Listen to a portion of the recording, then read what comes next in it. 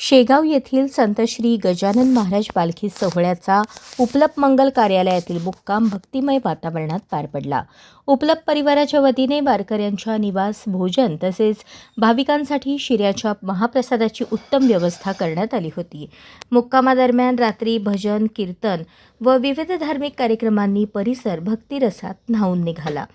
पालखी कार्यालयात दाखल झाल्यानंतर उपलप परिवाराच्या वतीने श्रींची विधिवत पाद्यपूजा व महाआरती करण्यात आली.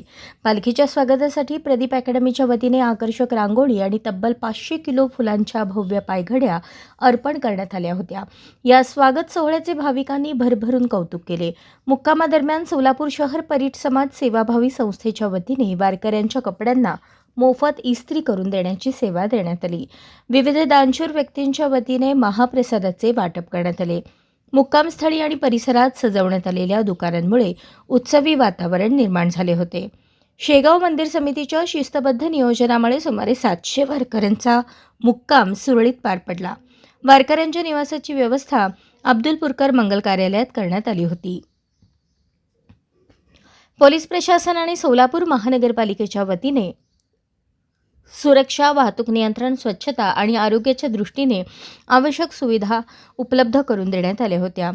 सकाळी आज काकड आरतीनंतर श्री गजानन महाराज पालखीने गणगण गणात बोतेच्या जयघोषात सोलापूरकरांचा भावपूर्ण निरोप घेत पंढरपूरच्या दिशेने प्रस्थान केले.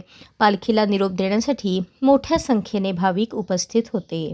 अशाच नवनवीन अपडेटसाठी जनता राज्य न्यूज चॅनलला सबस्क्राईब करा, लाईक करा आणि शेअर करायला विसरू नका.